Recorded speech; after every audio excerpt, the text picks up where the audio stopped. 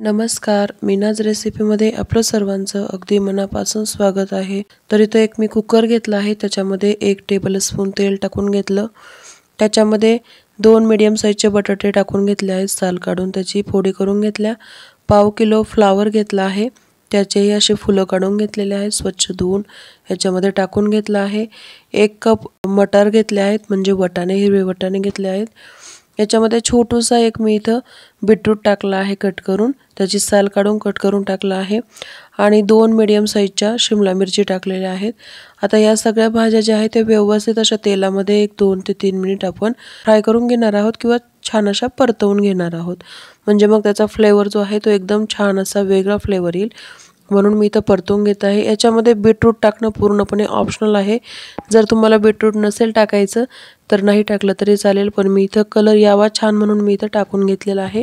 भाजीला खूप सुंदर असा कलर येतो। तर याच्यामध्ये आता आपल्याला पाणी टाकून घ्यायचं आहे परतून झाल्यानंतर।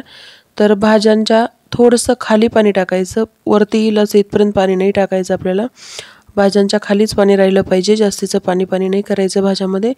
चवीप्रमाणे मीठ घालायचं, म्हणजे जवळपास मी इथे 1 छोटा चमचा मीठ घालून घेतलं, छान एकदा एक मिक्स करून घेतलेलं आहे एकदा। आता कुकरला आपण झाकण लावून घेऊया आणि झाकण लावून मीडियम फ्लेमवरती याच्यात 3 शिट्ट्या होऊ देणार आहोत, म्हणजे मग ह्या सगळ्या भाज्या व्यवस्थित अशा छान सॉफ्ट होतील। तर आता एक इथे मी 3 शिट्ट्या करून घेतल्यानंतर कुकर थोडासा थंड होऊ दिला आहे आणि नंतर याचं झाकण काढून आता इथं भाजी चेक केली आहे, तर भाजी एकदम मस्त अशी सॉफ्ट शिजल्या गेली आहेत, सगळ्या भाज्या व्यवस्थित शिजल्या गेल्या आहेत। आता यांना आपल्याला पोटॅटो मॅशरने मॅश करून घ्यायचं आहे। तर इथे मी सगळ्या भाज्या व्यवस्थित अशा मॅश करून घेतल्या आहेत, जेवढ्या मॅश करता येईल तेवढ्या मॅश करून घ्यायच्या आणि आता ते कुकर आपण साईडला ठेवून दिलेलं आहे। इथे एका कढाईमध्ये 1 टेबलस्पून तेल घेतलं आणि 2 टेबलस्पून बटर टाकून घेतलं आहे, म्हणजे तेलापेक्षा डबल आपल्याला याच्यामध्ये बटर टाकून घ्यायचं आहे। खूप छान फ्लेवर येतो बटरचा, म्हणून आवर्जून बटर टाकायचं।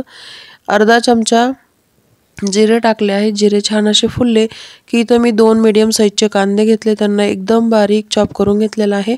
आता कांदा छान असा ट्रान्सपरंट होईपर्यंत आपल्याला परतवून घ्यायचा आहे।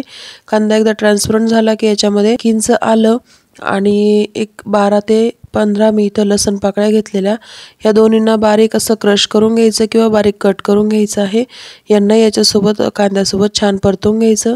एकदम मस्त असा कांद्याने कलर चेंज केलेला आहे आता आणि परतल्या सुद्धा छान गेला आहे। नंतर याच्यामध्ये 2 मीडियम साईजचे टोमॅटो बारीक कट करून घालून घ्यायचे, छान यांना परतवून घ्यायचं आहे। तर मी इथं थोडंसं मिक्स करून घेतलं कांद्यामध्ये त्या टोमॅटोला। नंतर याच्यामध्ये 2 टीस्पून पावभाजी मसाला, 1 टीस्पून लाल काश्मीरी मिरची पावडर आणि 1 टीस्पून लाल मिरची पावडर वापरली आहे, जी तिखटसाठी असते, आणि जी काश्मीरी मिरची पावडर आहे ती फक्त कलरसाठी टाकलेली आहे। चवीप्रमाणे मीठ टाकायचं, कारण आपण भाज्यामध्ये अगोदर मीठ टाकलेलं आहे, त्याच बेताने याच्यामध्ये मीठ टाकून घ्यायचं।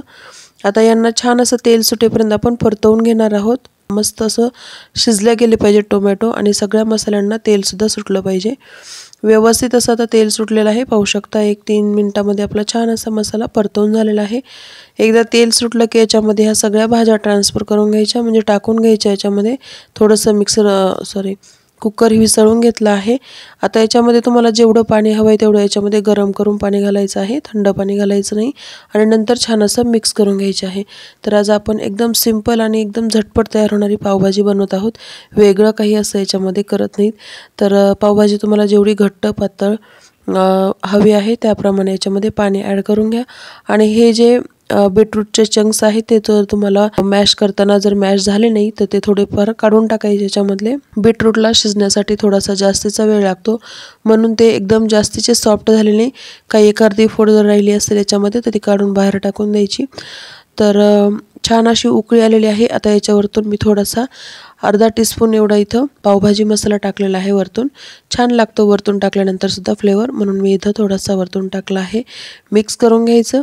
आता याच्यापेक्षा तुम्हाला जर कलर रेडिश हवा असेल तर तुम्ही याच्यामध्ये थोडासा फूड कलर वापरू शकता, पण मी इथं आपण घरी बनवली आहे खाण्यासाठी म्हणून याच्यामध्ये बिलकुल फूड कलर वगैरे वापरला नाही, एवढाच कलर इनफ आहे। छान अशी मिक्स करून मस्त अशी 5 ते 6 मिनिट भाजीला शिजवून दिलेलं आहे, नंतर उकळी येऊ दिलेली आहे।